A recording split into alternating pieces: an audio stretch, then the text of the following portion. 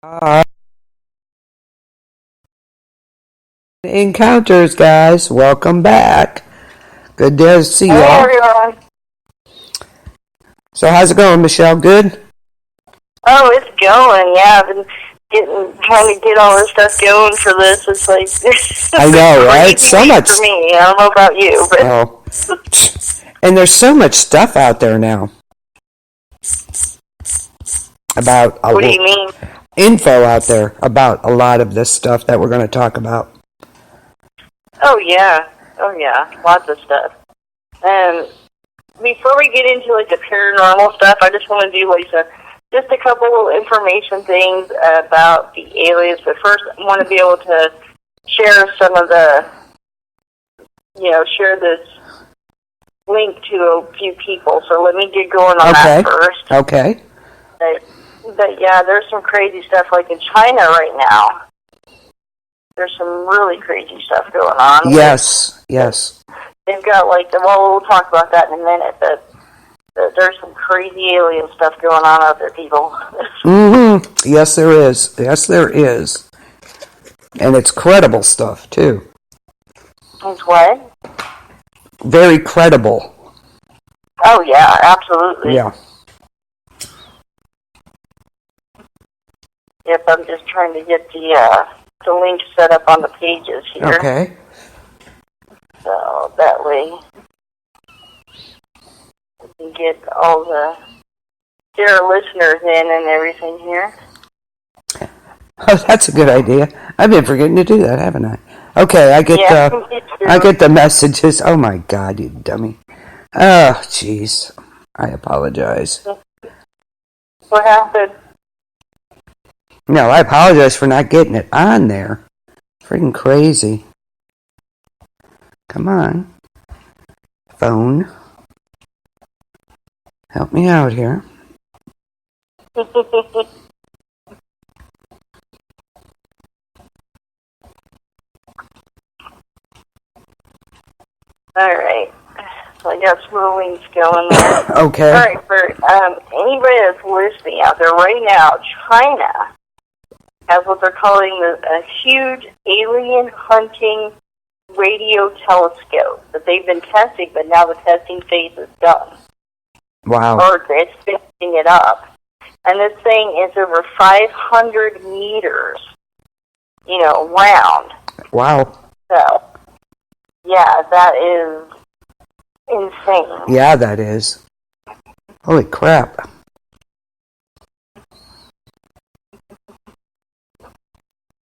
I'll try to get some more information on this. So basically now we have China, who's, they're pretty strictly, as far as I know, like with different types of things like beliefs. Yeah. So them actually doing this is pretty, So that's like a third of a mile, 500 meters is. Wow. For anybody who just, so it's right around a third of a mile. So could you imagine this thing is so huge that it's testing radio waves and it's a third of a mile, Yeah. Dang. Right? So this thing is absolutely huge. So what is... And they're basically just like listening. It's almost like a contact thing from what from what I'm reading here. Yeah, okay. I was going to say, what is, It says, scientists are using FAST, the world's largest single-dish radio telescope, for a variety of tasks, including search for extraterrestrial intelligence. Okay. It says China's Central Television reports that so far FAST, it's called FAST, has detected and identified 99 rapidly spinning neutron stars known as pulsars, more than 30 of which are especially fast, rotating millisecond pulsars. The search for extraterrestrial life and other scientific targets is also underway. Wow. In the process of observing signals from celestial bodies, we also collect signals that might be emitted by humans or extraterrestrial intelligence. Uh-huh. And this is the director of this. Wow. It says this is a huge amount of work since most signals we see, 90% of them are various noises. So we need to take our time to identify the signals and once in the noises. That's crazy. That is. That is crazy. Now, this is all going on in China. Well, yeah, well, the thing about it is... Persons of different religion, stuff like that. Right. It's called, they call it FAST because it's the 500-meter aperture spherical telescope. That's why it's called FAST. Wow, the thing about it is, too, China doesn't take things lightly. You know what I'm saying? No, not even close. No. So, there's something to this, apparently. That's what I'm getting from it, because just whimsical stuff like that and stuff, they won't do it. Exactly. So, obviously, there are things out there not only that our government is watching, other governments are too. Right. And there's reason for this. They're not going to just... China's not going to build this gigantic thing that's a third of a mile wide, 500 meters, without having a reason. Exactly. You know what I mean? Yes, exactly. Something had to have happened. Something had to have been going on for them to do this. Oh, absolutely. Absolutely. Yeah. That's what I get from that. Because, like I said, they're not one to just frivolously build something like that for no reason. So, yeah, wow, crazy stuff. That's what I say. And of course, we were talking about on the last episode of this, the one that you were on, I was talking about the lights in the sky and all that kind of stuff. It got cut off. I mean, it just boom, just dropped it like nothing. I was talking about that, and I started talking about New Mexico, about playthings, or that's what I call it. And suddenly, it was just cut off. The whole podcast was just, boom, gone. Yeah. Just popped off out of nowhere. So there's some crap going on. This has happened once. We start talking about aliens. Yes. All of a sudden we hear static, or we hear some kind of weird voice, or we hear, there's just some crap going on here. Oh, trying to find another town on CERN. Our favorite lovely time-warping organization. Yes. We have been studying this for a while now. And CERN, anyways, has been in and out of the news for ever.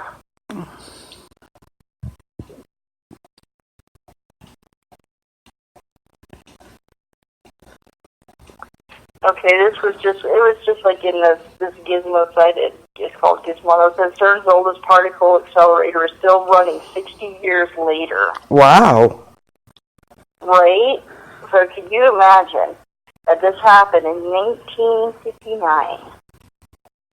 So it was the world's highest energy accelerator when it first began running. So it's since lost its title, of course. It supplies protons or heavy ions to a number of particle physics experiments, including the Large Hadron Collider, which currently holds the title as the largest and highest energy accelerator. That's the one that people were concerned about. Yes. They're using it for time travel and things like that. So yeah. Whether they are or not is, Excuse me. Yeah. Yet to be seen. Yeah. Yep. That's yet to be seen. Again, if anybody has a chance, look up the Mandela effect. Yes. Oh, God, yes. That is freaking nuts. My brain hurts after I read that stuff. So I can't even talk about it too much without getting a headache. Yeah. But yeah, for sure, if you do get a chance, look up the Mandela effect. It is crazy. And and 2019 was actually a banner year for, and I reiterate this, credible UFO sightings. Credible. Oh, yeah, absolutely. Were they, reported by the military? Yeah, I think that was the biggest thing that they came out with that. 2019 has been awash with news of UFOs, aliens, and strange phenomena, including reports with video from verifiably sane sources. This isn't just crap. And of course, the Pentagon in May, admitted it investigates UFOs after the Navy pilots claimed to not only have seen but recorded them during training sessions. This is between 2004 and 2015. They finally, got on the ball with this. This past month, November, a report in Popular Mechanics confirmed that after the 2004 incident, 2 unknown individuals took the data tapes away and wiped the memory from the Navy hard drive. Who would do that? 2 unknown individuals in 2004 took the data tapes from there and wiped it clean. Well, you know why. Well, yeah, but I wonder. Nobody knows who it was. Ooh. And of course, around this time that Popular Mechanics was releasing this report, UFOs were captured on video off North Carolina's Outer Banks. And the Army announced a partnership with Blink-182 with frontman Tom DeLonge's. Oh, he is the man, yes, let me tell you. Yes, he is. He definitely is. This man, for people who don't know, this man, where others, have just basically tried to just slam down doors, trying to get the truth. This guy, just meticulously knocked on doors, talked to people. Did old-fashioned, good old-fashioned footwork and things like that, and got the attention of these just gigantic government officials to get together to prove the existence of aliens. Yep. So, yeah, he's amazing. Anyway, sorry, go on. Oh, no, that's fine. No, talk about him, because he's a front-runner, man. He is. We would not have half the information that we got this year, right, if it wasn't for that man. Absolutely. That's the truth. Y'all need to check him out. Absolutely. And in September in Ohio, listen to this crap. A husband who was former law enforcement and his wife, who's a scientist, they were camping, and they witnessed a very bright light approach their campsite. In an erratic manner, to slow and stop. It got within 50 yards of them. And, of course, the husband reached for his .45. That's just instinct. But he was unable to use his arm or lift the gun. The object, estimated to have been approximately 20 feet in diameter, hovered for approximately 10 seconds, and then suddenly accelerated and disappeared to the west. This was in Ohio in September, this past September. Wow. That was crazy. Of course, in New Mexico, September 1st, 3 elk hunters witnessed 2 alien creatures standing upright. The next day, 2 of them returned to the same area. They witnessed an unusual-looking craft resting on the ground. In New Jersey, the Garden State Parkway. There's just so many. It was around the end of August when me and that coworker of mine had seen the lights in the sky. Absolutely, that I thought was a weather balloon, because I've seen weather balloons that did kind of look like that, but they kept going out and coming back on, going out. Wasn't that when it was really foggy? Was that when it was really foggy?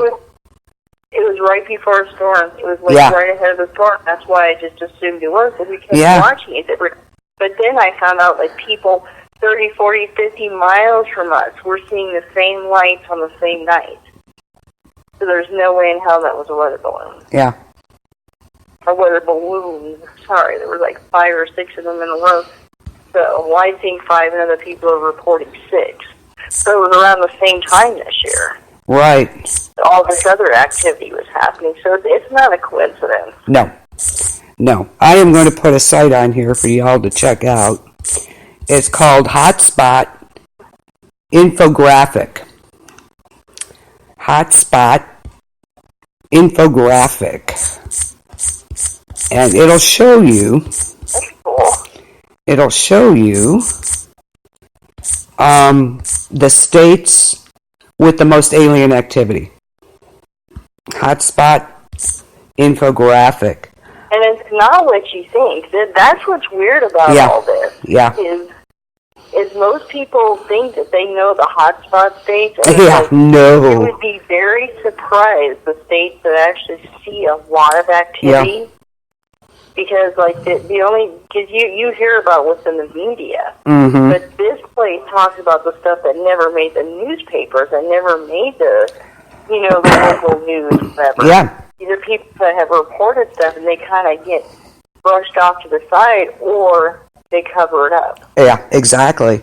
And just kind of bury them under a pile of paperwork. Yeah, what a surprise, right? And exactly. I guess this infographic shows that these crafts and aliens prefer the colder climates, like, north. The southern states don't have as many.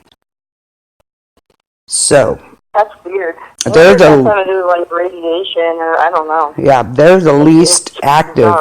Your southern states are the least active. So according to the graphics, the information, and it shows that they're prefer the colder climates. So isn't that wild? Interesting, right?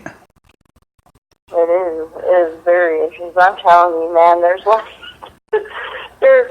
so many things out there that I had no idea about, and Tom he opened it up for me because I was of course I'm a Blink-182 fan, so it's like I started of course listening to him because of who he was, but then after I really got into it, I'm like, oh my God, this guy knows his crap. Yeah. You know. Yeah. And I really got into it, and I really started listening and looking at it, and I was just amazed. Yeah, I know. Yeah, crazy. Yeah. Yep. So, it's been a banner year for this stuff this year. I don't know if it's because they're giving us the information now. They've actually investigating it, different things, more so than they did before. I don't know why, but it just is. It's crazy this past year. Well, I think with the burst of social media and different things like that, I think it just got to the point they had to release some information because they just couldn't keep it a secret anymore. Yeah, no, they couldn't. I think you're right there. So, yeah. I really do. I think it just got to the point they just couldn't. And then with the release of the military videos, yes, and the paperwork, yeah. There was no way they could not deny that anymore. It was not even close. Yeah. Strange things are happening, people, not just in our country, other countries, everywhere across the world. Yeah. Crazy stuff going on, and our creepo government can't keep covering it up forever. Nope. No, absolutely, they can't. No, they can't. So there you go. That's probably the biggest reason why they're like, it's a lost cause. Because we're going to find out, eventually there. So, yeah. Exactly. Crazy stuff. If anybody's ever seen one or strange lights or anything, let us know. Please. Yes. Please let us know. Because I am so interested in this because to me, it's just amazing how for years. Yes. Everything was covered up. Yeah. Everything was all hush hush, Oh yeah. Like we're so. Well, they. After World War II, we basically, of course, we offered them asylum, but we basically kidnapped German scientists. Yeah. Who already had started the the reverse propulsion for, right. alien craft or whatever like that. And supposedly, this is the story that a couple people have talked about, and I believe it.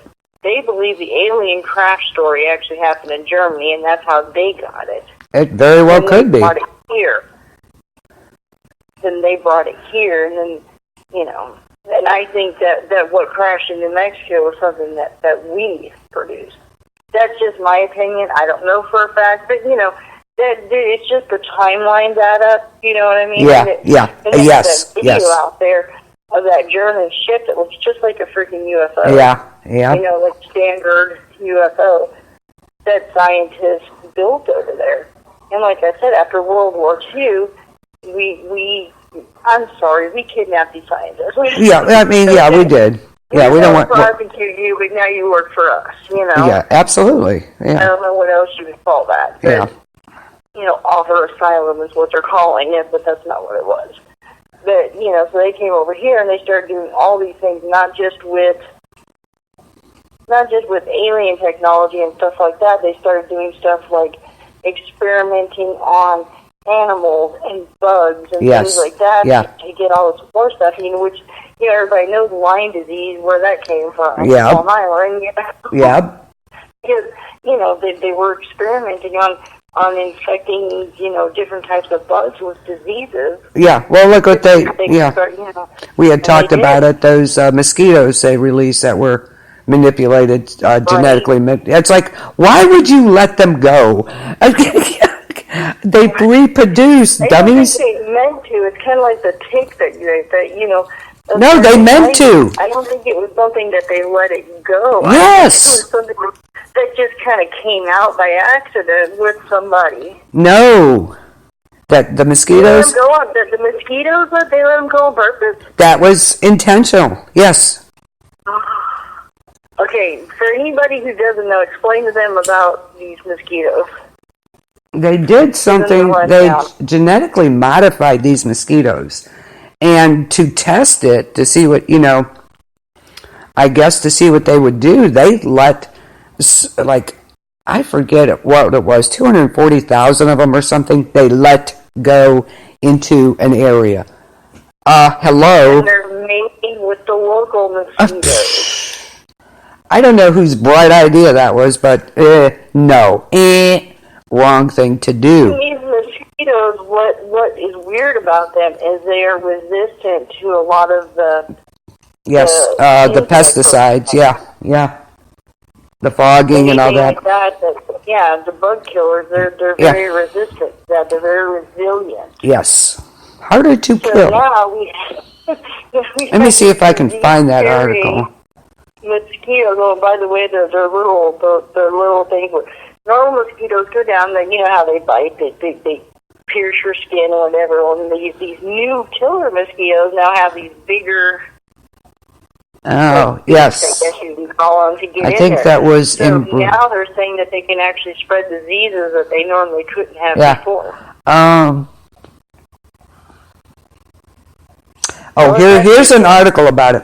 Now listen to this. This is great because it's like, no kidding.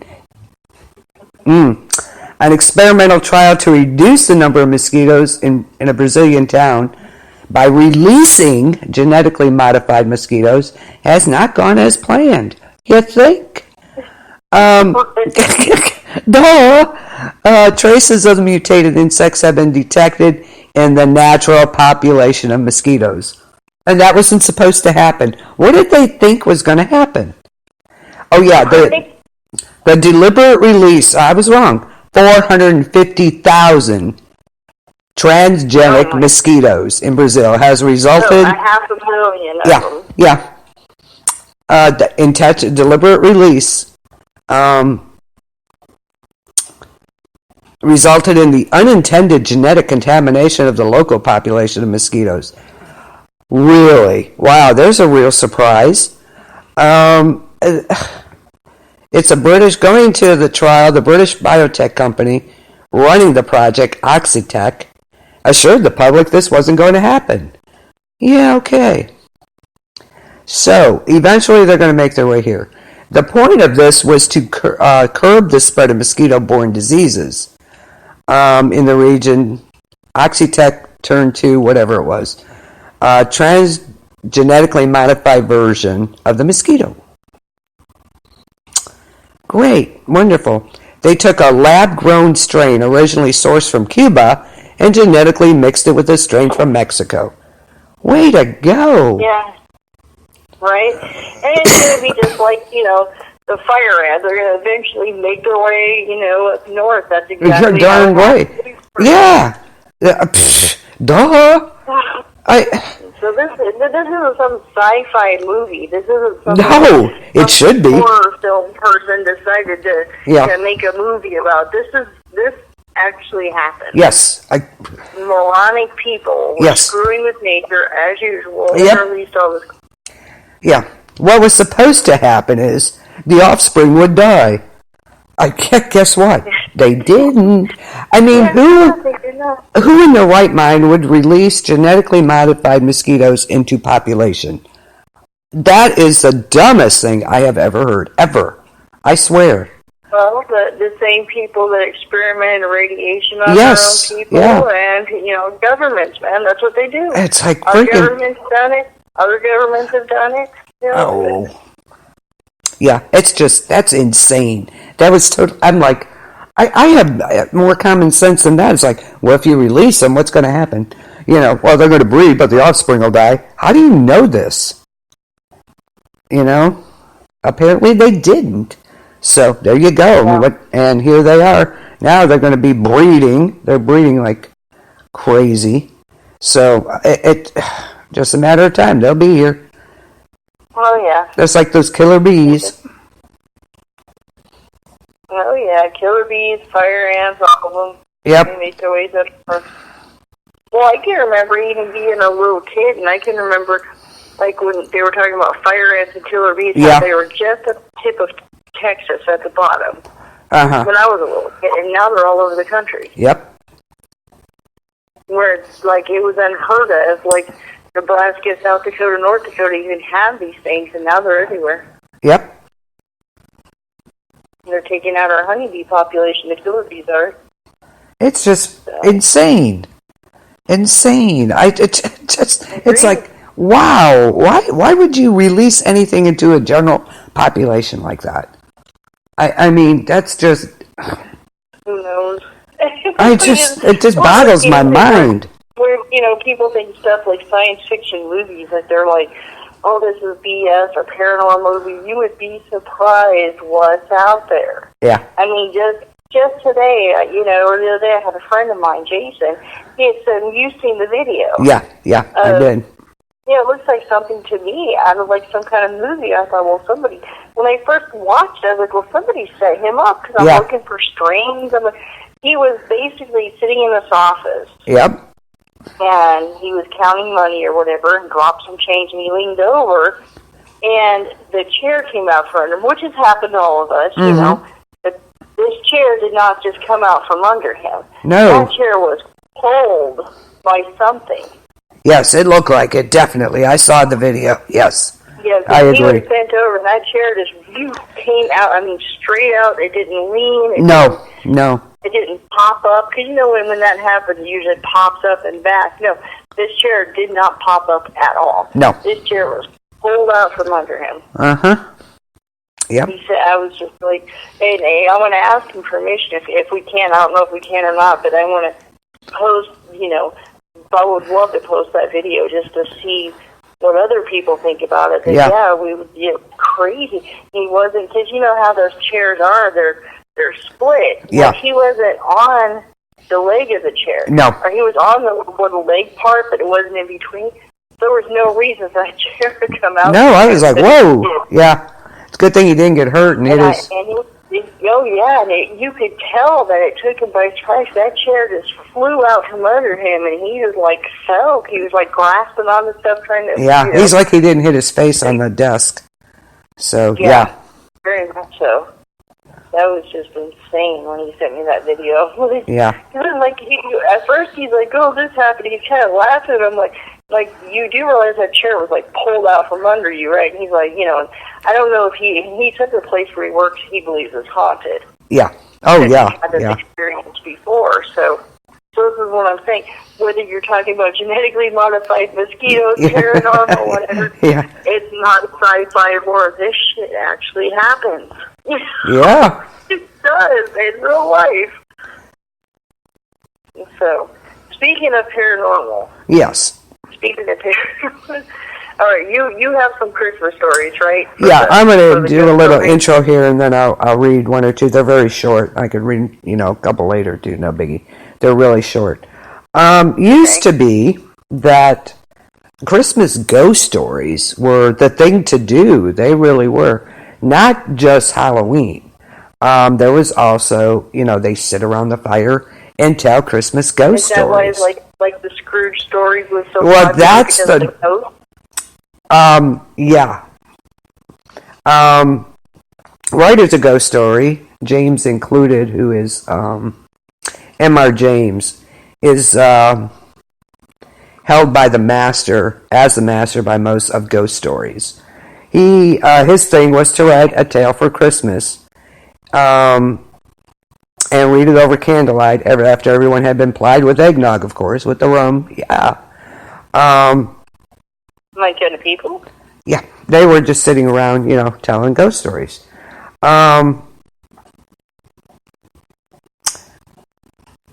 A game might be proposed or something like that. These English people did this.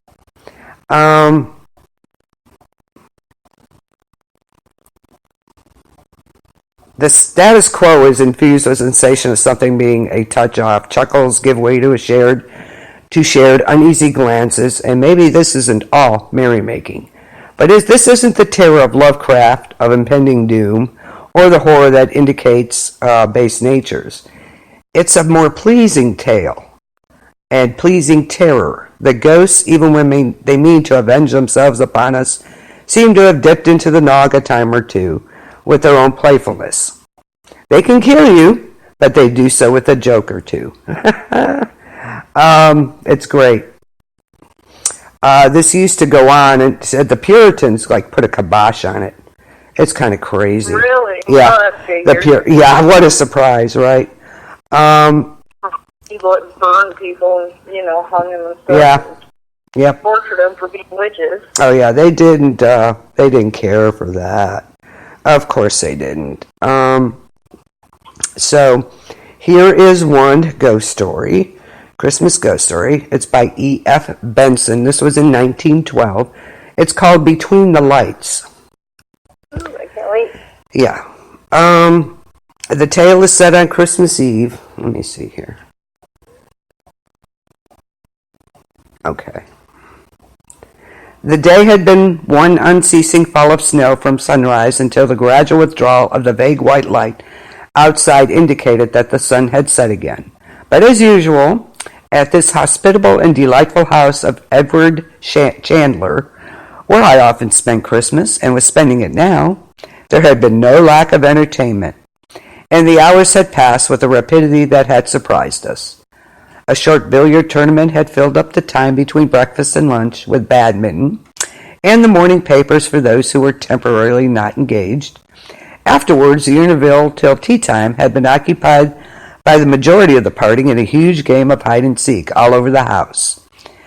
The billiard room was a sanctuary for any who desired peace, but few had done that. The enchantment of Christmas, I must suppose, had like some spell made children of us again, and it was palsied terror and trembling misgivings that we had tiptoed up and down the dim passages, from any corner of which some wild screaming form might dart out on us. Then, wearied with exercise and emotion, we had assembled again for tea in the hall, a room of shadows and panels on which the light from the wide open fireplace, where there burned a divine mixture of peat and logs, flickered and grew bright again, and shone on the walls. Then, as proper, ghost stories, for the narration of which the electric light was put out, so that any of the listeners might conjecture anything they pleased that might be lurking in the corners. Succeeded, and we vied with each other in blood-boned skeletons, armor, and shrieks. I had just given my contribution and was reflecting with some complacency that probably the worst was now known, when Everard, who had not yet administered to the horror of his guest, spoke. He was sitting opposite me in the full blaze of the fire, looking after the illness he had gone through during the autumn, still rather pale and delicate. All the same, he had been among the boldest and best in the exploration of dark places that afternoon, and the look on his face now rather startled me. "No, I don't mind that sort of thing," he said. "The paraphernalia of ghosts has become somehow rather hack-eyed, and when I hear of screams and skeletons, I feel I am on familiar ground, and can at least hide my head under the bedclothes." Ah, but the bedclothes were twitched away by the skeletons, said I. I know, but I don't even mind that. Why, there are 7, 8 skeletons in this room right now, covered with blood and skin and other horrors. No, the nightmares of one childhood were the really frightening things, because they were vague. There was a true atmosphere of horror about them because one didn't know what one feared. Now, if one could recapture that moment, Mrs. Chandler got quickly out of her seat. Oh, Everett, surely you don't wish to recapture it again. I should have thought once was enough. Everett laughed. No, dear, I don't want to recapture it again at all. But then he said to us, but really, the nightmare perhaps to which I was referring to is of the vaguest and most unsatisfactory kind. No apparatus about it at all. You will probably say it was nothing and wonder why I was frightened. But I was frightened out of my wits. And I only just saw something without being able to swear what it was, and heard something which might have been a falling stone. There was a stir of movement about the circle round the fire, and the movement was not of purely physical order. It was as if the childish gaiety of the hours we had passed that day was suddenly withdrawn. We had played hide and seek with all the power of earnestness that was in us, but now there was going to be real hide and seek. Real terrors were going to lurk in the dark corners. If not real terrors, terrors so convincing as to assume the garb of reality. The room still remained in the dubious darkness, except for the sudden lights disclosed on the walls by the fire. There was a wide field for conjecture as to what might lurk in the dim corners. Everett, moreover, who had been sitting in the bright light before, was banished by the extinction of some flaming log in the shadows. A voice alone spoke to us as he sat in his low chair, a voice rather slow but very distinct. Last year, on the 24th of December, we were down here as usual, Amy and I, for Christmas. Several of you who are here now were here then also. Those of you who were here then and are here now will remember how warm it was this day. You will remember, too, we played croquet that day on the lawn. It was perhaps a little cold, and we played it rather in order to be able to say with sound evidence to back the statement that we had did it. We had done so. Then he turned and addressed the whole circle. We played ties of half games, just as we have played billiards today, and it was certainly as warm on the lawn then as it was in the billiard room this morning. While today I should not wonder if there was 3 feet of snow outside. A sudden draught fluted in the chimney and the fire flared up.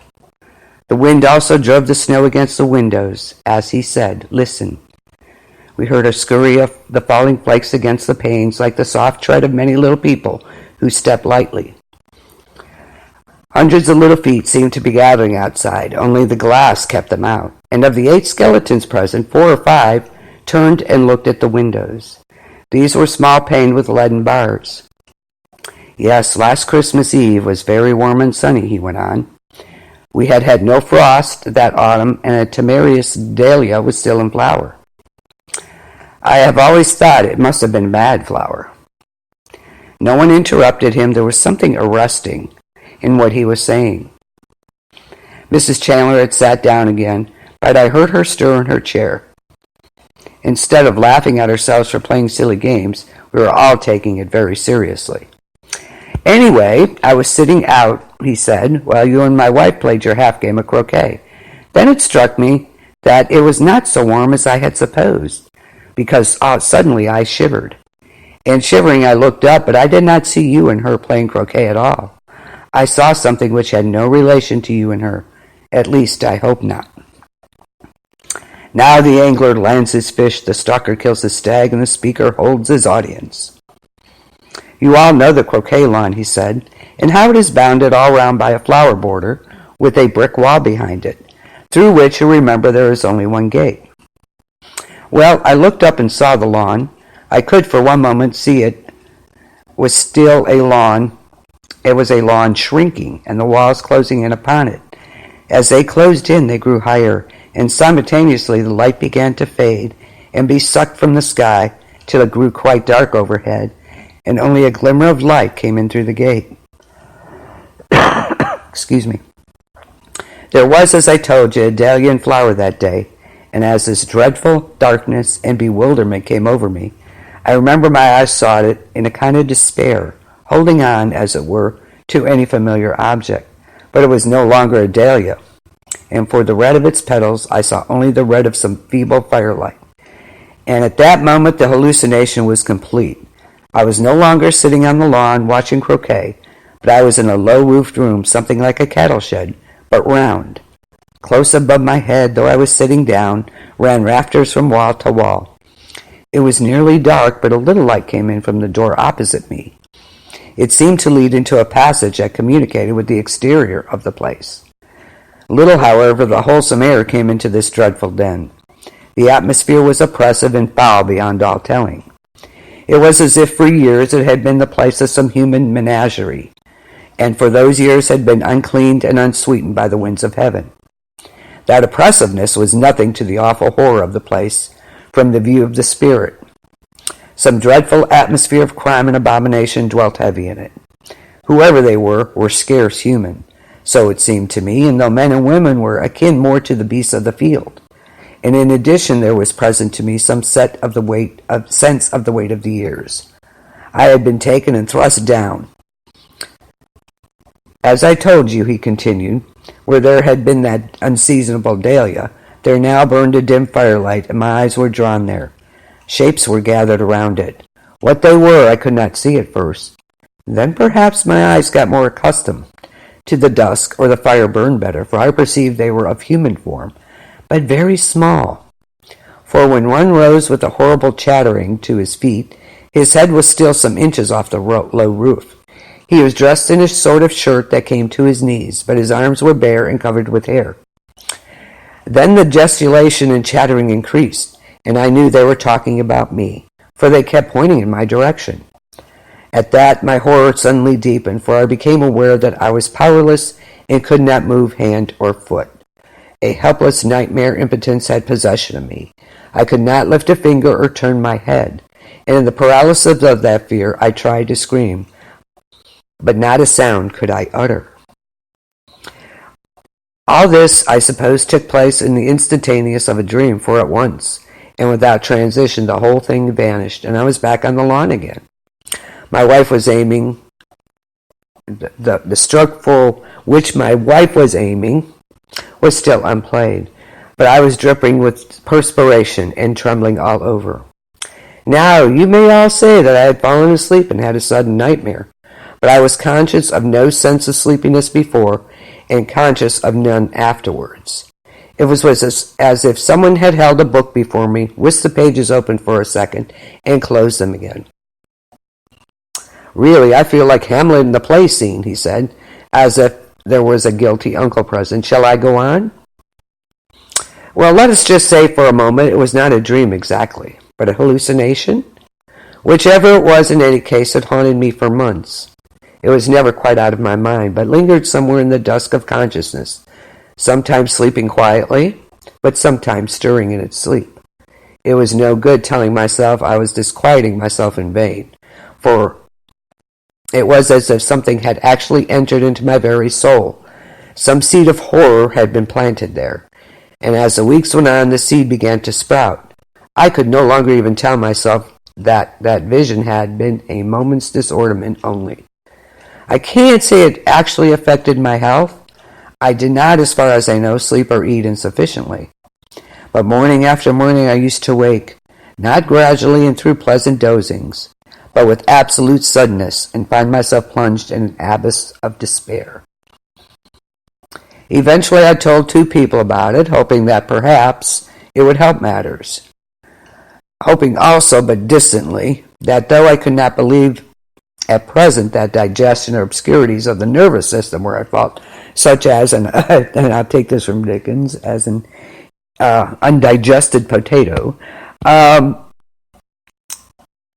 I told my wife, who laughed at me, and my doctor, who laughed also, and they assured me my health was robust. Well, a change of scenery was in order, so we went up to London as usual for the season. And though nothing would ever occur to remind me in any way of that single moment on Christmas Eve, The reminding was seen to all right. The moment itself took care of that. For instead of fading, as is a way of sleeping or waking dreams, it grew every day more vivid, like some corrosive acid into my mind, etching itself there. And to London succeeded Scotland. I took last year for the first time a small forest up in Sutherland called Glencallan. Very remote and wild, but excellent stalking. It was not far away from the seas, and the gillies used always to warn me to carry a compass on the hill because of the seed mist, and there was always a danger of being caught by one. This at first I always used to do, but as everyone knows, any precaution that one takes continues to be unjustified, gets gradually relaxed, and at the end of a few weeks, since the weather had been clear, it was my nature that, often as not, the compass remained at home.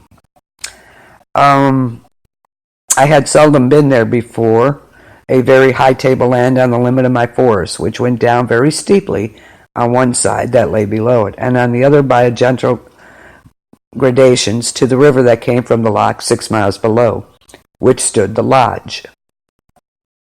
The wind had necessitated our climbing up, or so my stalker had insisted, not by the easier way, but up the crags from the loch.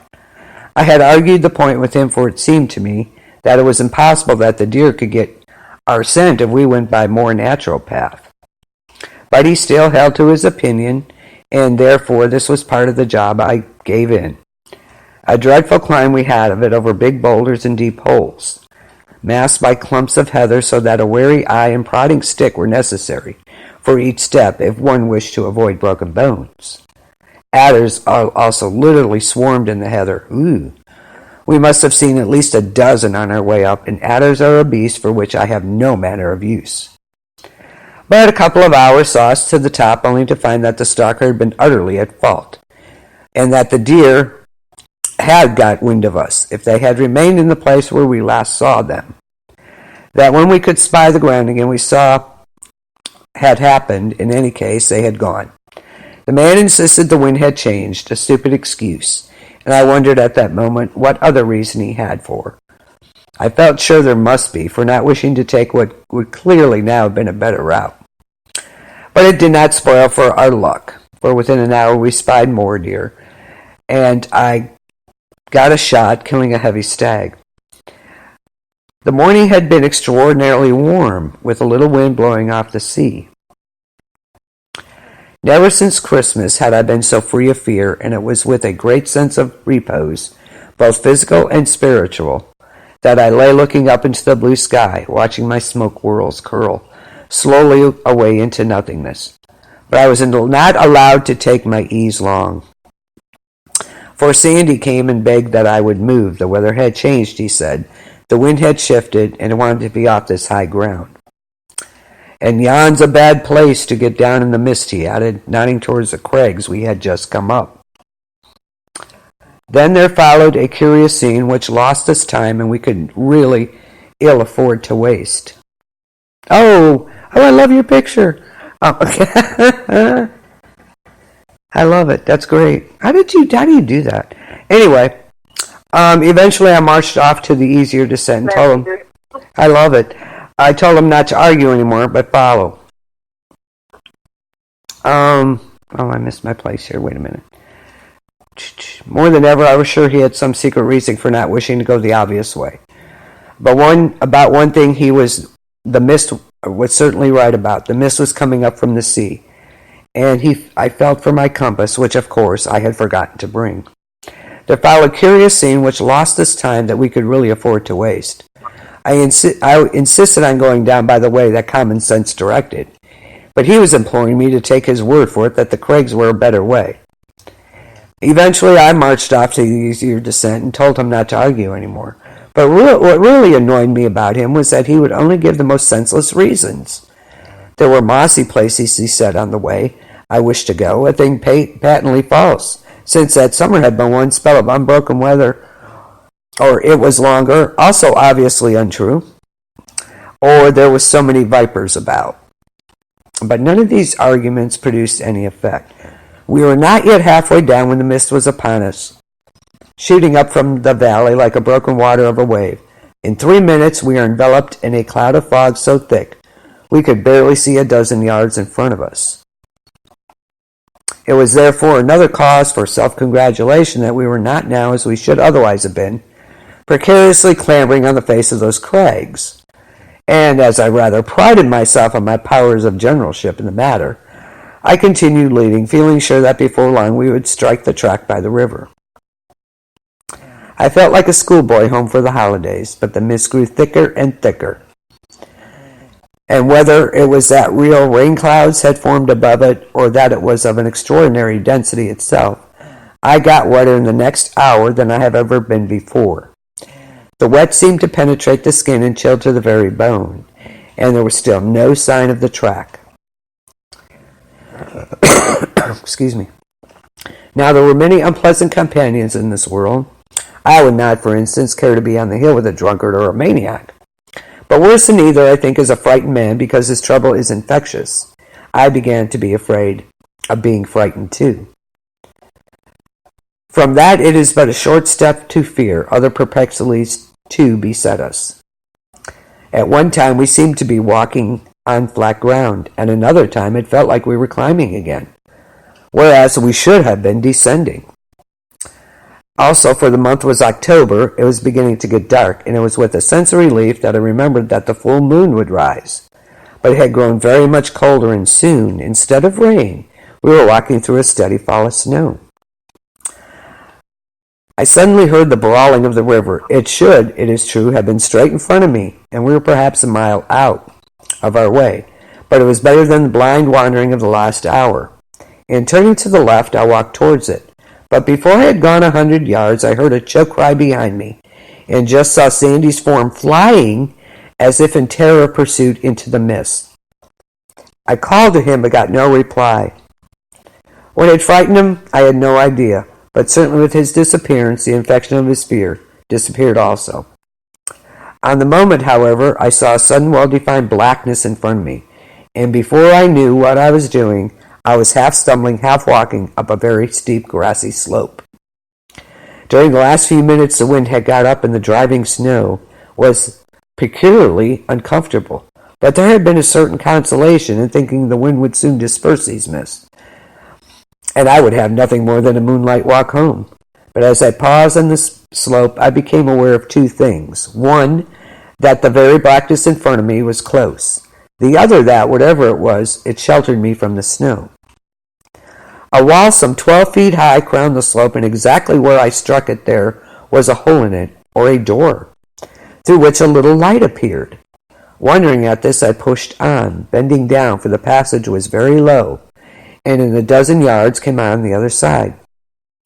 All of a sudden, the sky suddenly grew lighter, the wind dispersed the mist, and the moon, though not yet visible through the flying skirts of cloud, made sufficient illumination. The whole of my 9 months' terror came back to me. I was in a circular enclosure again, and above me there projected from the wall some 4 feet from the ground broken stones, which must have been intended to support a floor. Two things occurred. The whole of my 9 months' terror came back to me, for I saw the vision in the garden was fulfilled, and at that same moment I saw stealing towards me a little figure of a man, only about 3'6" in height. That my eyes told me, my ears told me that he stumbled on a stone. My nostrils told me that the air I breathed was an overpowering foulness, and my soul told me I was sick, that it was sick unto death. I think I tried to scream but could not. I tried to move and could not, and it crept closer. Then I suppose the terror which held me spellbound so spurred me I must move. For the next moment I heard a cry break from my lips, and was stumbling through the passage. I made one leap of it down the grass slope, and ran as I hoped never to have to run again. I did not pause to consider so long as I put distance between me and that place. Luck, however, favored me, and before long I struck the track by the river. The next day I developed a chill, and as you know, pneumonia laid me on my back for 6 weeks. So there you go. That's kind of creepy, actually. That little light he saw was his only source. Can you imagine having that? Just having, that, coming upon a place like that twice, not once, but twice in two different places. I don't know. Kind of crazy. So, anything else, Michelle? Michelle, you there? Oh, I'm here, sorry. Oh, God, you scared me. I had mute for a second because I was crunching on crackers. Oh, sorry. I mean, that's kind of creepy. He sees this place. Just first, creepy. Yeah. But these are the ghost stories. Kind of reminds me of like the Chronicles of Narnia. Almost. You know how they found it in different places? Yeah. Very true. That is really... But it had deteriorated. It was like deteriorated the second time he saw it. But those little men were still there, at least the one. So, kind of crazy. Yeah, that is crazy. Yeah. But I do have something here. It's not an actual story, but it's on the Smithsonian site, and it basically talks about what you were talking about, the Christmas stories. It says Ebenezer Scrooge wasn't the first fictional character to see ghosts around Christmas time. Right. The tradition of holiday ghost stories goes much, much further back, farther perhaps than Christmas itself. When the night grows long and the year is growing to a close, it's only natural that people feel an instinct to gather together at the ridge of the year. It also makes sense to think about people and places that are no longer with us. The Christmas ghost story, its origins, have little to do with the kind of commercial Christmas we've celebrated since the Victorian age. They're more about darker, older, more fundamental things: winter, death, rebirth, and last connections between a teller and his or her audience.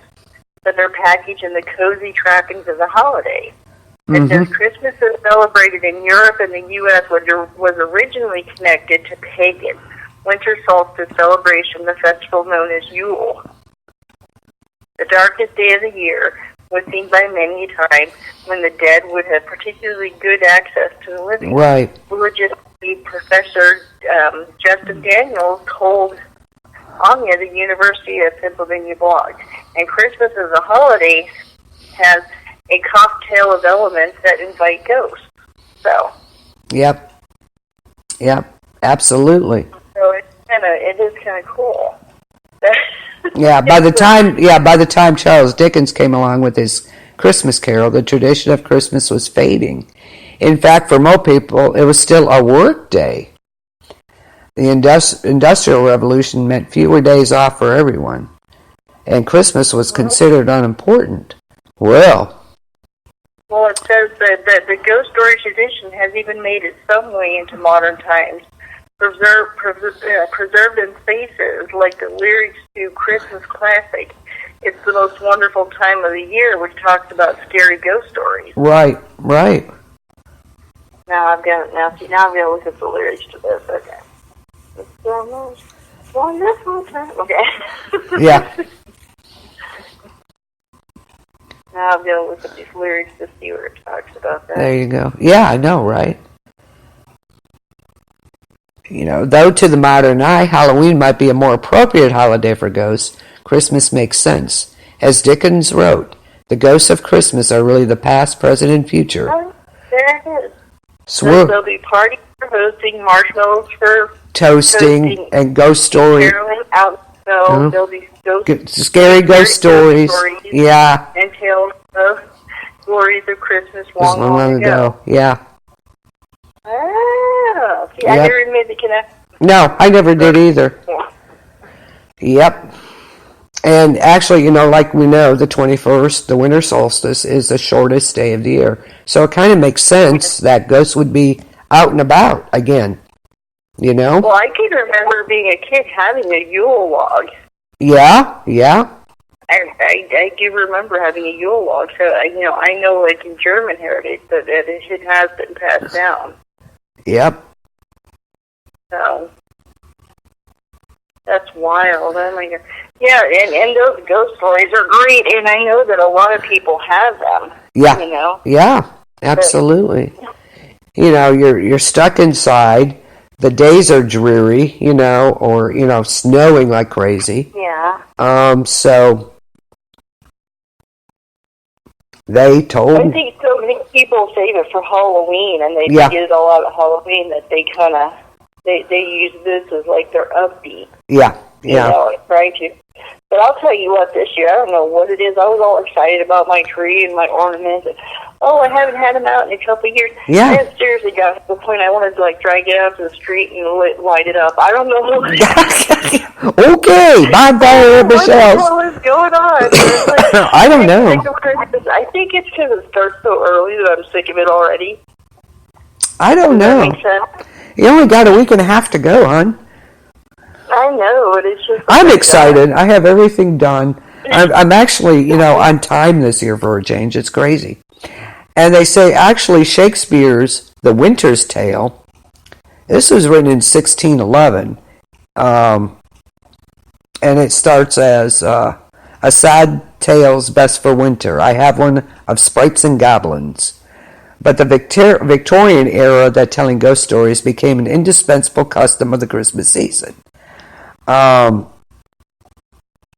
these writers, they put new life into it. So families relished the chance to gather around the hearth on Christmas Eve to try and scare one another half to death. Well, of course. Yeah, again... Maybe I would like it more if that was like... I can see, a winter is dark and gloomy usually, okay? And like I said, the shortest day of the year gets dark early. Why wouldn't the veil be... it's freezing. Yeah, why wouldn't the veil be thinner on that day? It makes sense.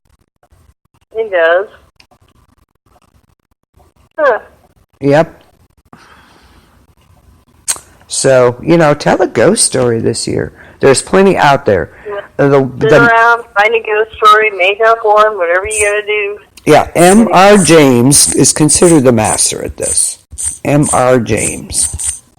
Huh. So I'm putting his... I had to look him up. Yeah, I'm going to. Absolutely. I'm like, whoa, okay. I could do that. He's a master of the genre. So, of course, Dickens' Christmas Carol. It's not just a ghost story that one could tell at Christmas, but, a kind of meta Christmas, if you will. Henry James' own, The Turn of the Screw, the U.S. Anglophile Henry James' own take on Christmas Tale, published in 1898. Operates in much the same fashion. Structured it is to position the readers by the Yule tide hearth, listening to tale at corners. So that is The Turn of the Screw by Henry James. So that's another one to check out.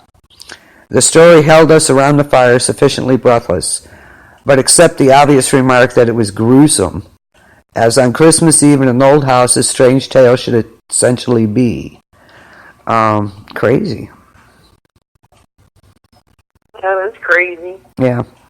Well, I do have a story. Okay, good. But it's not really Christmas related, and it's okay. really freaky. I mean, I read this, and I had to, turn on the lights in the house. Oh, Lord. Okay, wonderful. So, it's pretty...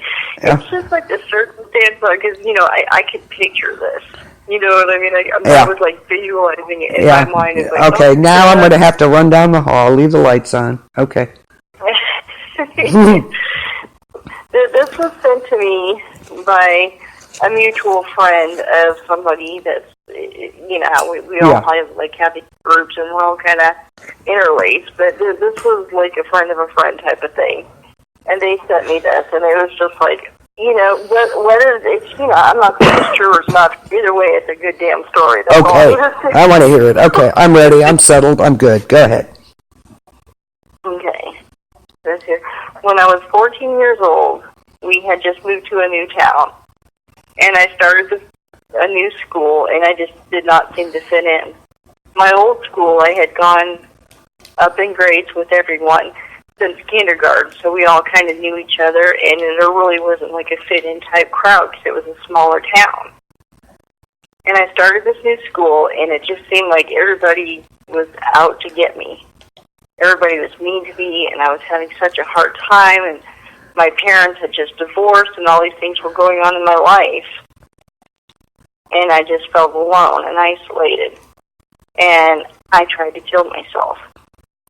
So let me backtrack. When we first moved into this house, I always felt like something was watching me.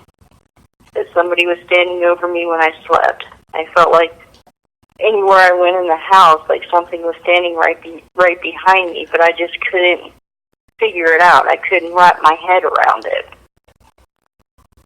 And my school was my escape, but when I would go there, I felt like I was in hell because there, I can relate with those kind of, because I know what it's like to. I never got bullied, but I can remember seeing other kids. And I would. I'll admit I bullied the bullies, but anyway. Yeah. So I went to school and I was constantly bullied by people, and it was like almost my own personal hell. And then when I got home, I felt like whatever this presence was, I couldn't figure out if it was a friend or a foe, but anything was better than that damn school. Well, something happened. A cruel joke was played on me. A popular boy claimed that he liked me and wanted to date me, and we went out on the date. It was just a place for him and his friends to sit there and make fun of me. Oh, my God. They actually shook up beer bottles and got beer all over me, soaked me down, and then left me there. There meaning by this lake where nobody was around. Oh, my God, at 14? Wow, yeah.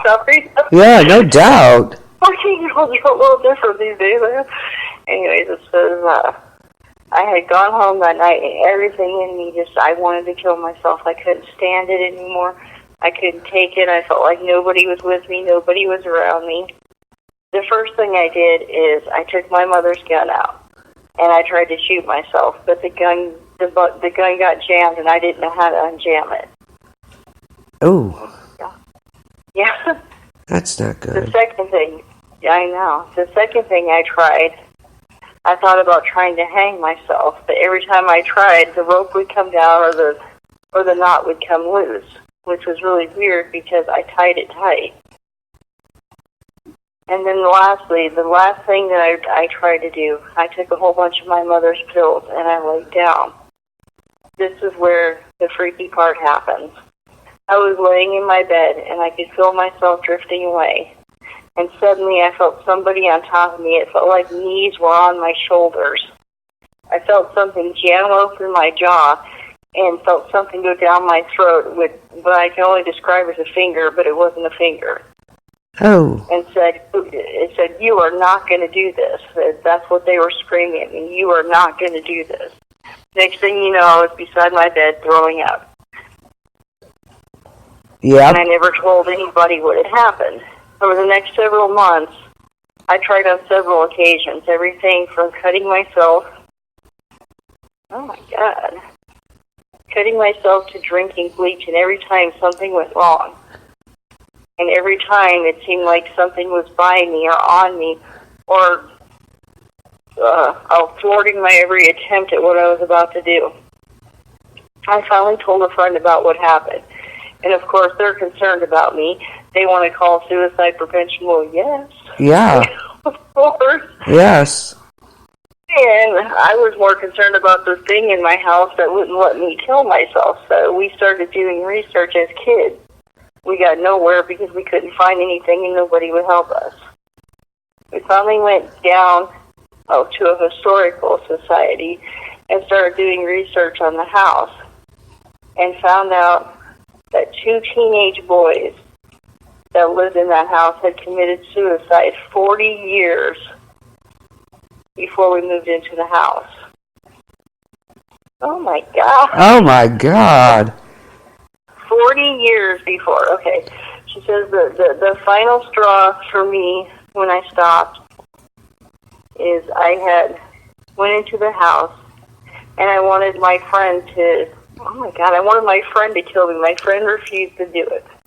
I tied plastic around my face and put a pillowcase over my head so that way I could try to, oh my gosh, how do you even think of these things? Yeah, that's desperation there, wow.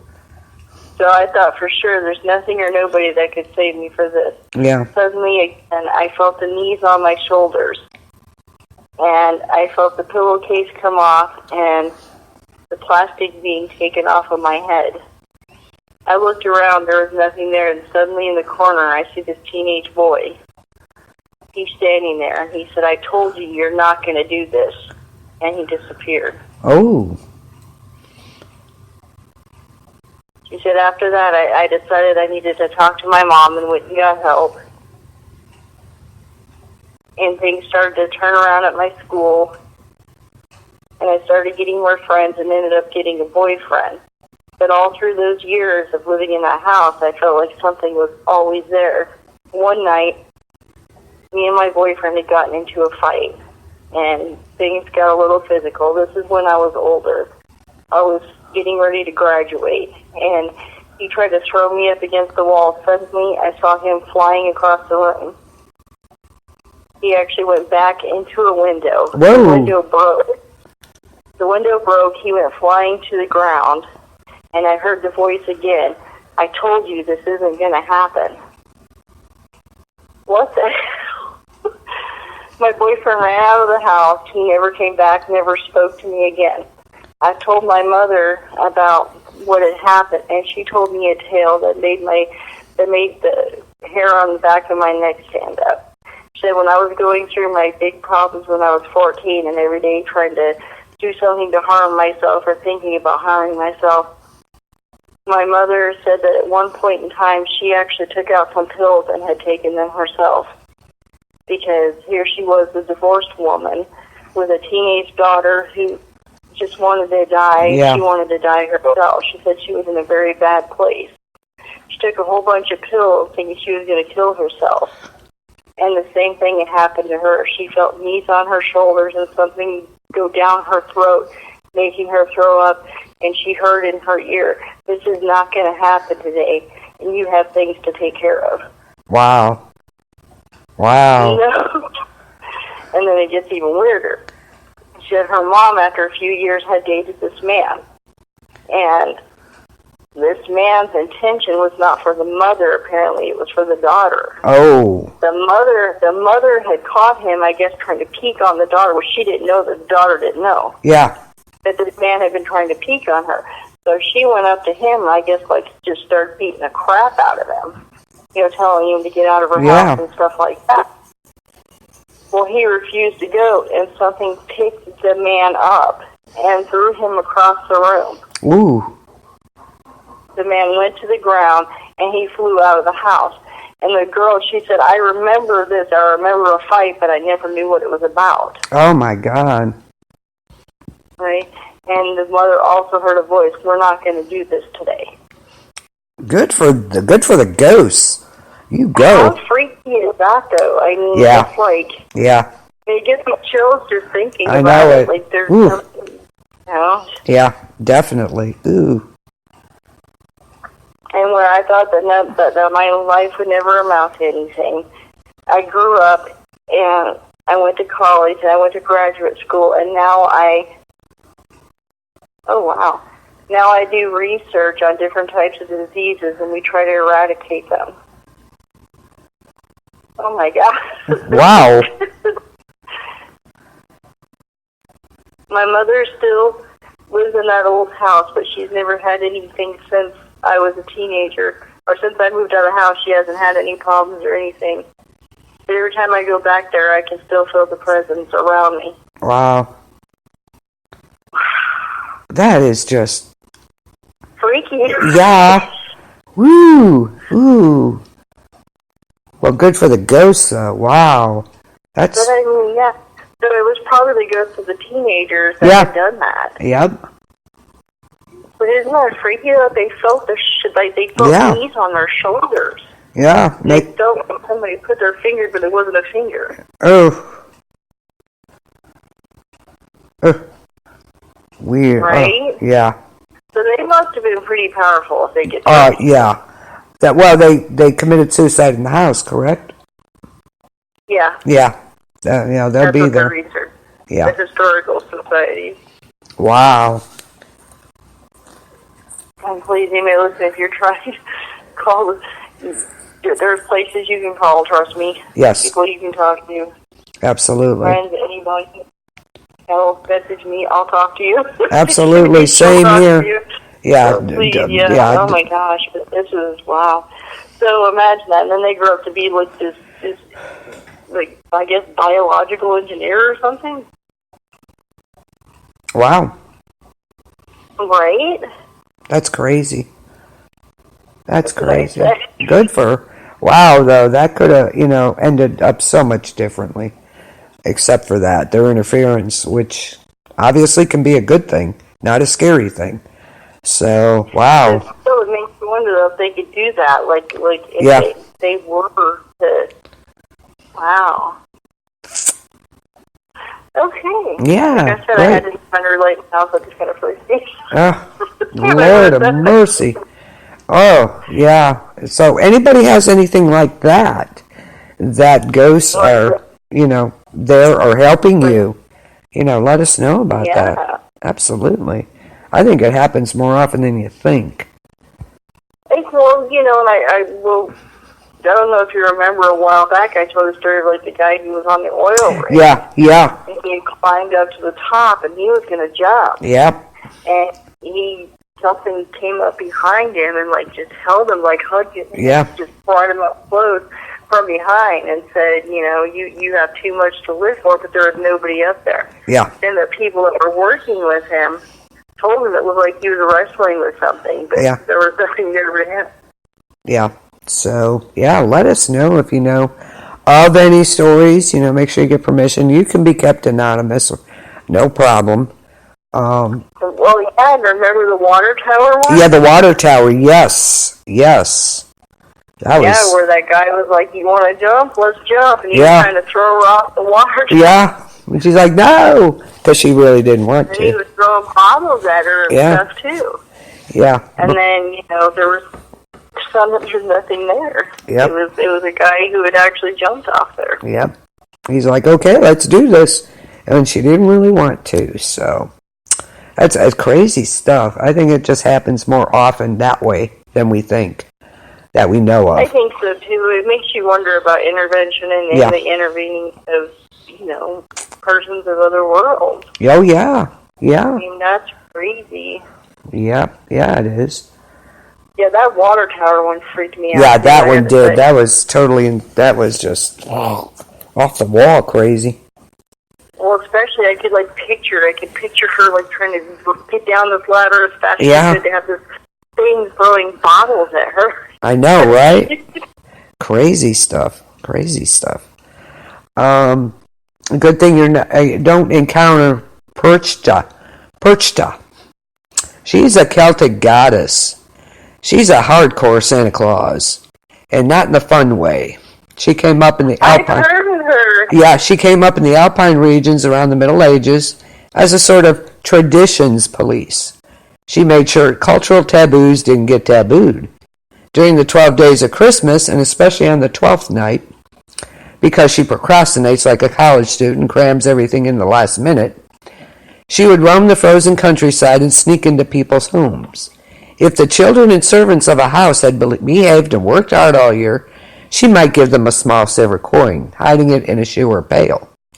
But if they were on the naughty list, Perchta would slit their bellies open, remove all their guts, and stuff the body with straw and pebbles. To get this treatment, you don't have to do much. Girls who hadn't spun all their flax or wool that year would become Christmas straw dolls. Or even if someone ate something on the day of the feast other than traditional foods of fish and gruel. So everyone was up for grabs. Ooh. Remove all your guts and make you a straw doll. There you go. That's good. Kind of like Krampus. Yeah, absolutely. But the female version, apparently, and you know, and we thought growing up calling Santa Claus was a bad thing. We're gonna call Santa Claus on you, and we freaked out. You know, oh my God, no. They had no. We had nothing on them. That's for sure. Holy crap.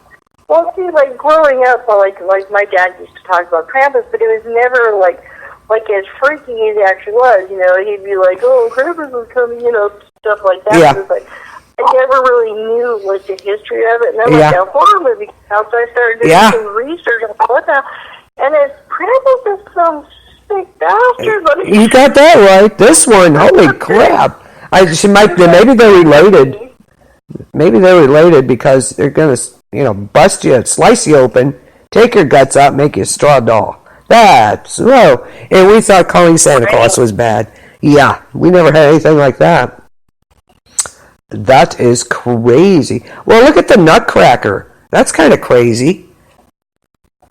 When she comes down, things go from mildly creepy doll obsession to full-blown horror movie. Rats pile in the house, led by the 7-headed Mouse King. 7 heads, mind you. She finds herself magically shrunk.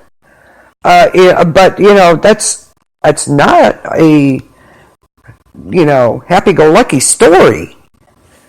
I don't know whether people realize it. I don't think people realize that. It's not like this wonderful story. They have some horrifying parts in it. It's like crazy. It's like, whoa. For people who don't know Krampus, it says in Central European folklore, Krampus is a horned figure described as a half-goat, half-demon. Yep. Who during the Christmas season punishes children who misbehave. It says this contrasts with St. Nicholas, who rewards well-behaved children. Krampus is one of the companions of St. Nicholas in several regions, including Austria, Bavaria, Croatia, Czech Republic, Hungary, Northern Italy, including Tyrol, and the province of Trento. It says the origin of the figure is unclear. Some folklorists and anthropologists have postulated as having pre-Christian origins. Oh, you think? Yeah, duh. You think? Yeah. Any of the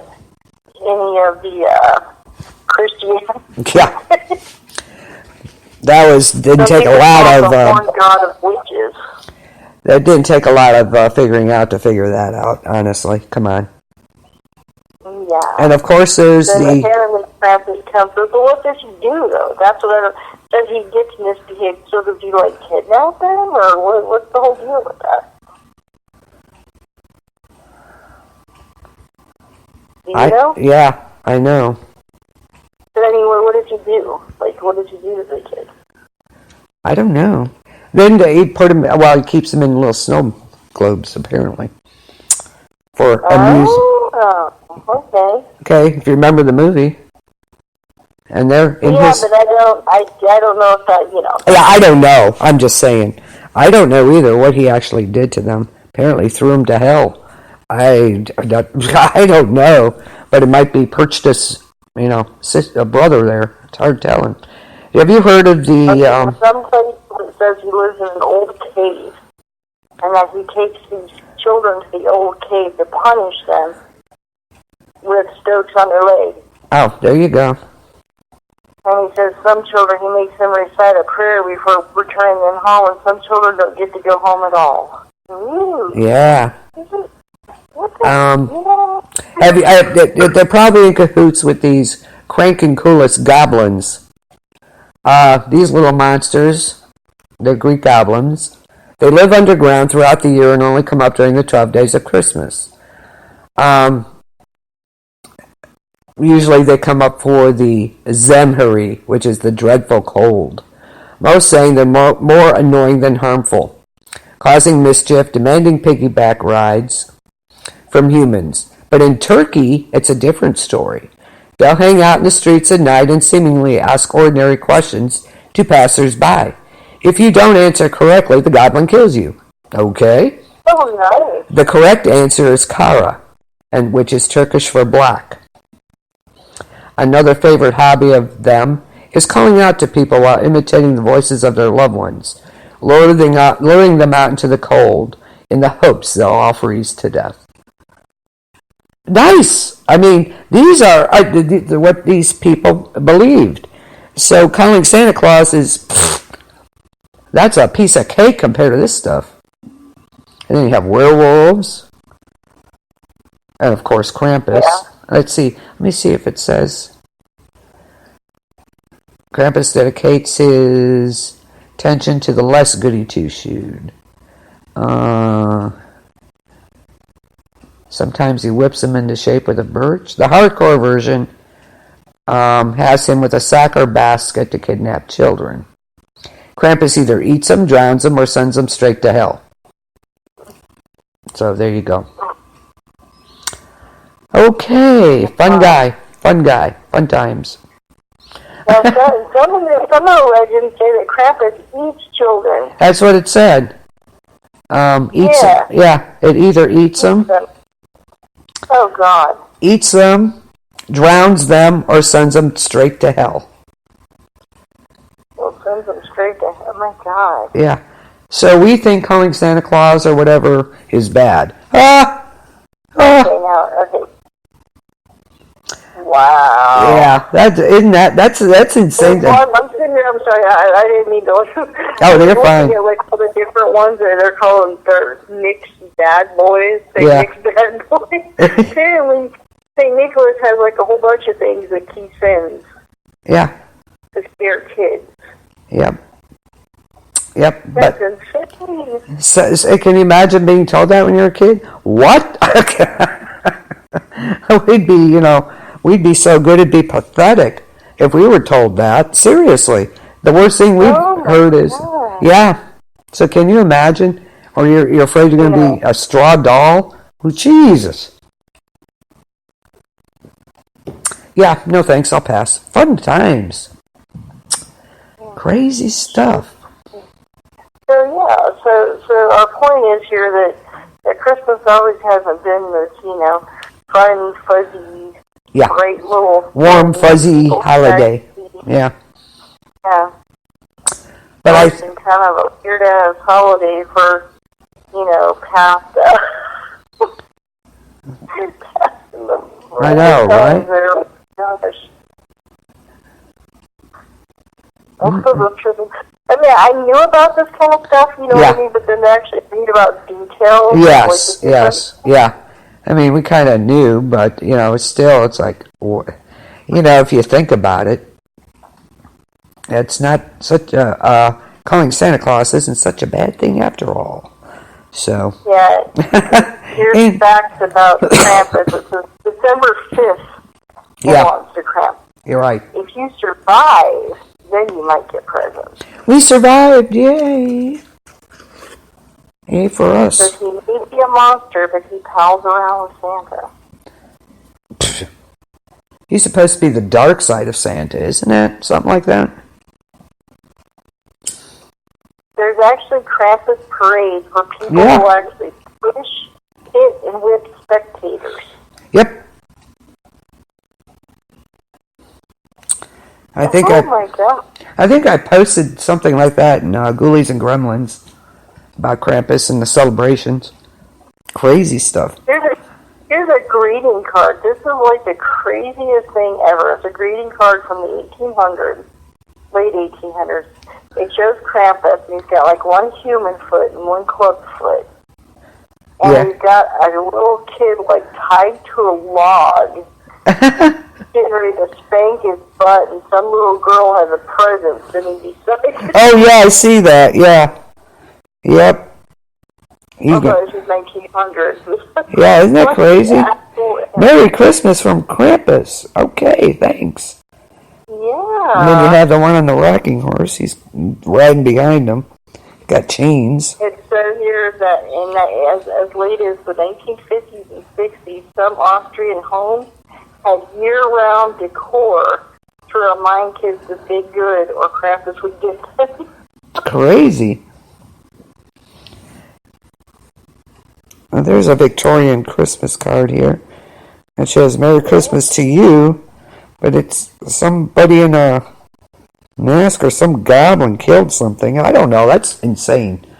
Yeah, there's a bunch of different ones. Families are for life, not just for Krampus. Hope you survive Christmas. Nice. Might come in handy. It says Krampus masks, the old Krampus masks, are valuable pieces of art. Some have sold for hundreds of thousands of dollars. Isn't that crazy? In auction. Like yeah. The old ones that they used in parades and stuff. Are you freaking kidding me? Krampus, you can get Krampus gifts, boxes of Krampus Christmas cards. So there you go. Want to do something different? There you go. I wonder if they do them now. I'm going to find out. Let's see. Krampus Christmas cards. That's exactly what I just went to. Krampus Christmas cards. It's insane. You can actually buy them now? Yeah. Yeah? Yeah. Krampus greeting cards, set 1, 20 assorted cards in deluxe tin. Oh, I see Etsy. that. Oh my God. Yeah, Etsy. I'm like, okay, Krampus cards, Hazel. And then people on Etsy do handmade Krampus cards. Yeah. Gruß vom Krampus, badass Christmas cards. Okay. Alrighty. Okay, so you can go on eBay too, apparently. Call out of your kids until you get reported as social service. Yeah, right. Yeah. Sure that's the mental abuse. Yeah. I'm not positive. Wow. Could you imagine you get this day and age your kid going to school? My dad put on this mask and has a demon on it. It's and pulled down my pants and spanked me. Yeah, I know, right? Yeah. She was good and I was bad. Could you imagine? I can't. God. I think it'd be friggin' hilarious, but what do I know? But I'm saying, little kids get all upset when you say you're going to tell Santa Claus he was bad. Oh, imagine telling him about Krampus or Perchta or any of them. You're going to be a straw doll if you're bad. They're going to take your insides out and stuff you. Isn't that nice? If you're good, you're going to get a coin. If you're bad, yeah. Sponge you open.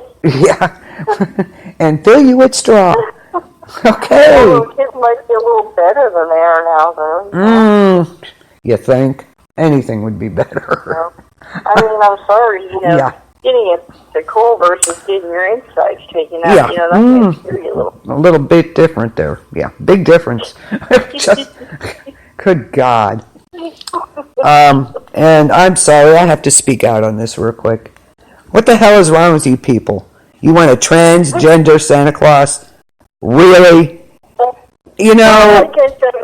This is my thing. Whatever floats your boat. If you want to have a trans, do it up. Yeah, that's your... Do to survive in life. It's your business. Yeah. For me, I like my Santas all bearded yes. and fat and all boop, hey. Santa Claus, yes. Yeah. Honestly. Santa Claus, if that's what you want, fine. But don't push it out on us. Thank you. No, that's exactly it. God. I don't want to put a transgender Santa in my mall. That's just me. That, you do, go do it up. Yeah. I'm all for it. Yep. I'll support you, but you better support my ass for wanting a male Santa that's all fat and jolly and stuff. You're darn right. That's just me. I'm one of those people. I don't have to believe in everything you believe in, but I'll support you, but you better support me. Yeah. I don't speak for all of us, okay? Basically. Knock it off. God. I read that and I'm like, are you freaking kidding me? Oh my God. Have your own. That's fine. Go for it. Although there is a movie recently, by the way, that was on Disney Plus. I don't know if you have Disney Plus yet. No. It's called Noella. It's freaking the coolest movie ever. It basically talks about how there's a brother and sister, and the brother, of course, is supposed to take over Santa's spot. Well, he doesn't want to. He wants to be like the yogi instructor. He doesn't want the pressures of being Santa Claus. But his sister, who's knowledgeable of everything, ends up becoming the Claus because she wants the job. Right. So, it was actually pretty cool. I did like it. So. Well. You're like, nah, I'll pass. Yeah. Well, that's all right. There's nothing wrong with that. I love the movie with, I forget the name of it. It's a Christmas movie with Whoopi Goldberg. It's freaking hilarious. Oh, yeah. I love that movie. She turns into Santa Claus, and she can't get the name right. Yeah. Well, I guess there's different strokes for different folks. Yeah, but the survive in life. Crazy stuff. So, yeah. Just saying. Just had to get that out there. That's just my opinion, okay? So don't get excited. Just saying. It's okay. So I got that out of the way. Trying to think if there's anything else. Anyway, back to the alien thing. This is like jump back to the end. Yeah, this is what we do, so it's fine. Go ahead. Jump back and forth. Yeah. Lately, like I said, we're talking about the lights in the sky. Now they're talking about these weird. Have you seen this about the weird twinkly lights in the sky? Yes, I did see that. They're not sure. They don't know what it is. Yeah. NASA don't know what it is. Nobody knows what it is. Nope. So what are the twinkly lights in the sky? These are like hundreds. These are like something. 100 mysterious blinking lights. Isolated, hundreds of thousands of people have seen these things. Yeah, could be evidence of alien life or something weird. Yeah, right? Yeah. They were scrutinized by Vasco, vanishing and appearing sources during a century of observations. That's a name for you. This is led by Stockholm University in Sweden. Yeah, they got a lot of strange things in Sweden, apparently. That's what they keep saying. I know. Well, I think because the Swedish government is neutral on everything. Yeah. They don't have consistent law. But they're baffled by what it is, too. They have no idea. To the more exotic searches for evidence of technologically advanced civilizations. Okay. So, yeah, that's, we'll keep up on that, see what they find out about that. So. Yeah, look that up. It's some crazy stuff. People are seeing, like, they're not just, like, little flashing, like, airplane lights. These are, like, twinkling, like, the stars are twinkling, but they're not what they're supposed to be. No, they know the difference between, stars and whatever else is out there, pretty much, so. They're baffled by what it is. It says 100 red objects blinking in and out of existence across the Earth's skies over the past 70 years have left scientists giddy. They believe this could be evidence of previously unseen astronomical phenomena and hold right now alien civilizations. So, there you go. Now they have had over 600 million objects, but these 100 ones that are mostly red and have been seen by hundreds of thousands of people, they cannot explain what they are. Yep. I have no idea. Some strange goings-on. Strange goings-on. So, you guys see these lights? Are you seeing some stuff? Yeah. I want to know. We want to know. I want to know. Yes. Let us know, please. And you can get a hold of us by... You can go on to KBLP LLC on Facebook. You can go to Ecto and Encounters and Ecto on Facebook. Either one will be fine. Yes. Go on there, leave messages, whatever, post. I post a question, post a story, whatever you want. We will get back to you. Yes. You can also find us on KBLP LLC 4 on YouTube. And you will see the stories there. Some people find it easier to follow there. That's totally up to you. You can also go to the message board there. You can message either one of us directly, and you will get us, and we will definitely get back to you on it, I promise. Yep. Yeah, we absolutely will, so. I get email stuff all the time by people. Some stuff I have to sort through because it's out there. Yeah, Tonight, Like I said, I'm not saying it's not scrubby, it's a little out there. Yeah. But it was freaky, really like wow.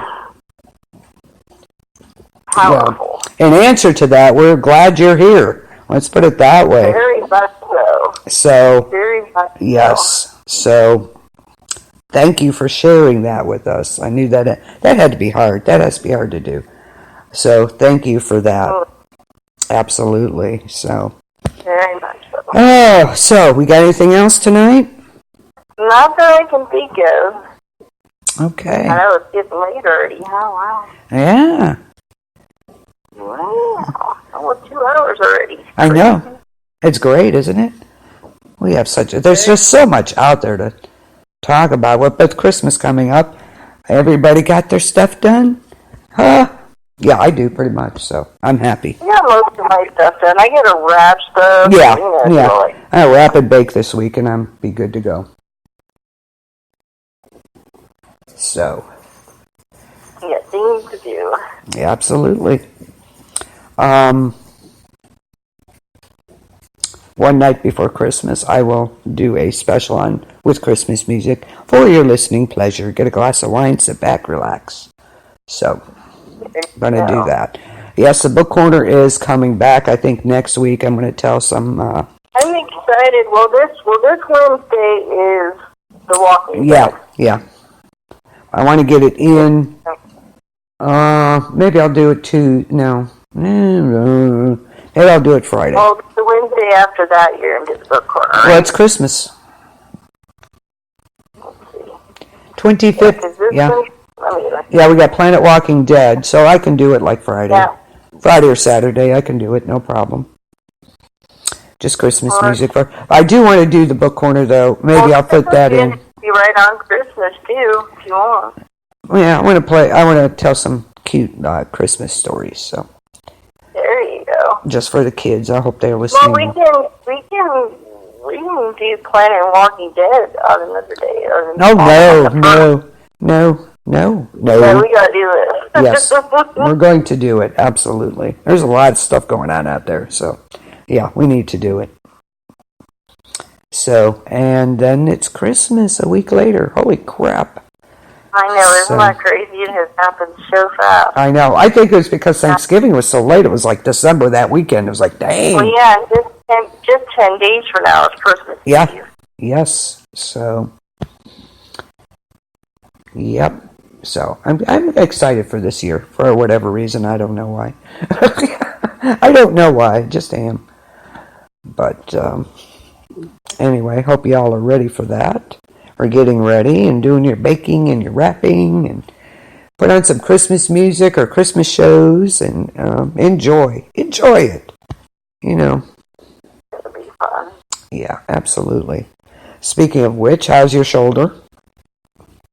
Hurting. Oh, I'm sorry. Those of you don't know, I kind of pulled something on my shoulder. I don't know what happened, if I tore something or pulled something, but it has not been pleasant at all. Every time I try not to move it, but then if you don't move it too much, it starts freezing up. So yeah.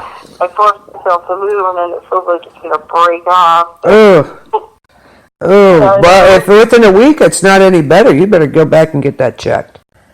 Rotator cuff is nothing to... I love when people say, you don't act like you're hurting. It's like, dude, that girl was 8 brothers. You just did not... Yeah. You did not do stuff like that. You know what I'm saying? Yeah. It's like you don't... You just don't cry about stuff. No, I know you don't. I'm just not one of those dramatic people. Like, oh God, I heard you. Oh my God, I'm dying. Yes, you're definitely not. Like, I guess for that generation, you rub dirt on it and move on with your day. Yeah. The only reason I'm like this now is because I can't really do the job that I need to do. Yeah, I know. The shoulder the way it is. I know. It'll be good. It'll be all good. Does heat or cold feel better? Yeah, that's what people tell me I need to do that more. And I actually went on Survival Wolves today and asked a question. I found some good, people have some good suggestions. I want natural remedies, Yeah, but which helps better, heat or cold? Heat actually for me right now. Do you have one lady on there to put the Epsom salt. I don't have any yet, but I'm gonna. Oh yeah, Epsom salts. Yeah. And I want to put a hot cloth on there.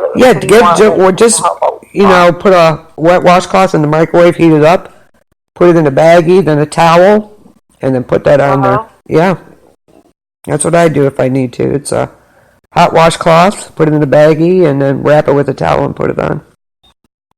And it lasts pretty long too. So. Turmeric and like that I forgot about. So that's. But there were some really good suggestions. Yeah, I saw that. They did have great. The thing is, I have to do stuff that doesn't manipulate anything because I can't start physical therapy until, actually, believe it or not, Christmas Eve. Oh my gosh. They're so backed up, they can't. Yeah, holy cow. So I have to do what the doctor says. Yes. Because if I can't do anything that manipulates it, can make it worse. And then you have to dip in the work, that kind of stuff. So. Yeah. Yeah. All the fun stuff, paperwork, red tape crap. Fun.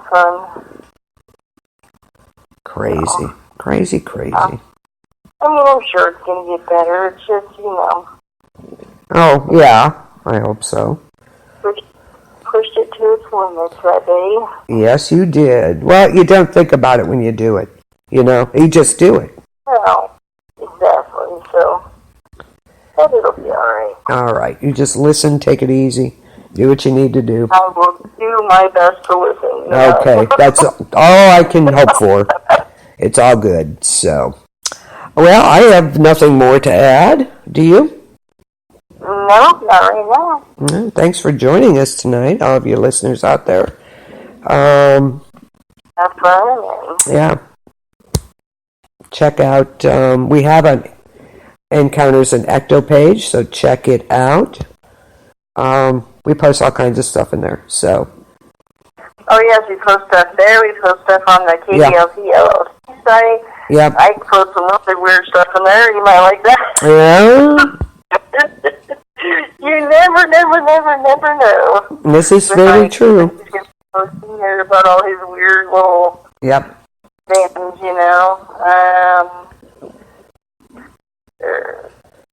one thing I'm going to say here before we go, just in light of the story that we told, there is a National Suicide Prevention Lifeline,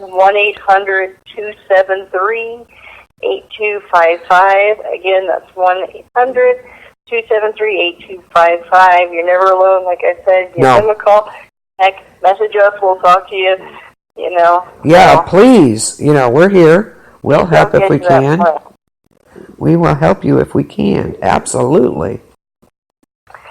And on a weirder note, not weirder, but just says FCC plans for a 3-digit suicide prevention number similar to 911 that's coming soon. Oh, good. Glad I didn't want to take it to that downward spiral there, but I wanted to make sure that people knew. It says that Thursday's FCC vote does not mean you can dial it right now. Right. It's heading that direction. That's awesome. So, yes, absolutely. Yeah, that's great. Let's see what's coming up. Saturday. What is today? Saturday? Tomorrow? Tomorrow's Sunday. Yeah, already. Well, today's Sunday, whatever. Yeah, you're close enough. No, you're not quite Sunday yet. You're almost. 2 minutes. Yeah, I'm already past it. It's the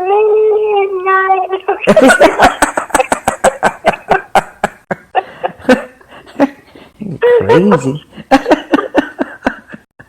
Oh my God. You crazy woman.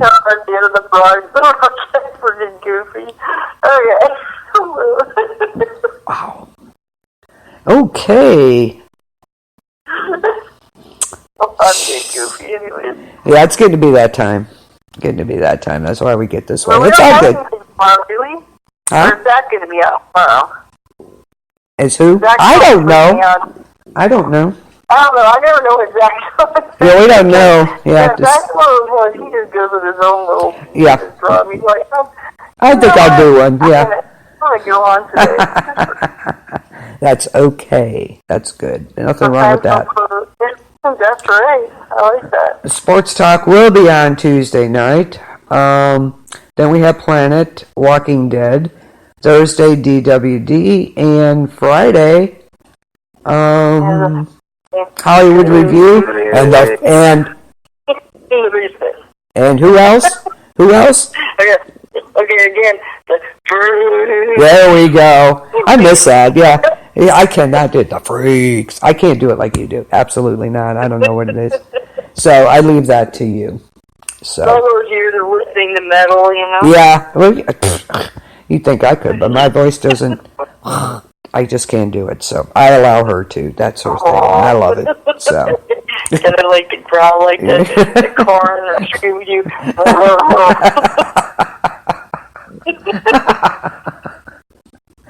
Oh, alrighty. Yes, it's our bedtime. What can we say? Yes, it is.